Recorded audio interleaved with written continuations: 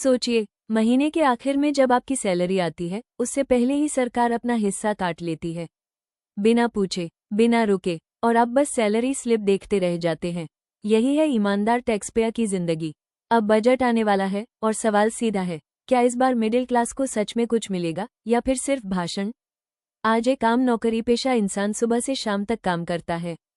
ME चल रही है, बच्चों की फीस बढ़ चुकी है, मेडिकल खर्च डराने लगे हैं, लेकिन इनकम टैक्स की स्लैब सालों से वहीं की वहीं।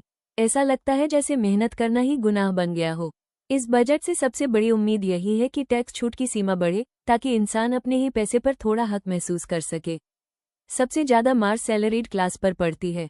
बिजनेस वाले फिर भी प्लानिंग कर लेते हैं, लेकिन नौकरी पेशा, हर रुपया अकाउंट में आने से पहले गिना जा चुका होता है। स्टैंडर्ड डिडक्शन आज के जमाने में मजाक लगने लगा है। ऑफिस जाना, मोबाइल, इंटरनेट, स्किल सीखना, सब आपकी जेब से, लेकिन राहत के नाम पर बस नामात्र की छूट।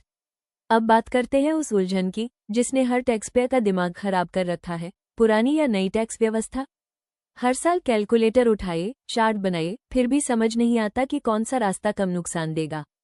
नई टैक्स व्यवस्था आसान बताई गई थी, लेकिन फायदे गायब हैं। इस बजट में या तो इसे सही कीजिए या फिर लोगों पर मत थोपिए। सेक्शन 80C को देखकर लगता है जैसे वक्त वहीं रुक गया हो।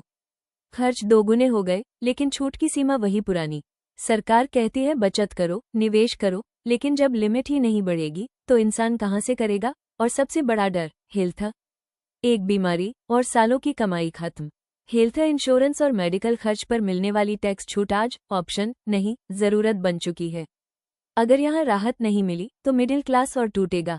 लेकिन बात सिर्फ पैसों की नहीं है, बात है इज्जत की। ईमानदार टैक्सपेयर्स को नोटिस का डर, रिफंड में देरी और सिस्टम पर भरोसे की कमी।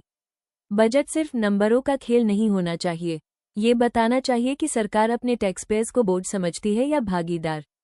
अब सवाल आपसे है, अगर इस बजट में भी मिडिल क्लास को राहत नहीं मिली तो कब मिलेगी? अब देखना यह है कि 1 फरवरी को पेश होने वाले बजट में क्या सरकार सच में टैक्सपेयर्स की उम्मीदों पर खरी उतरती है या नहीं।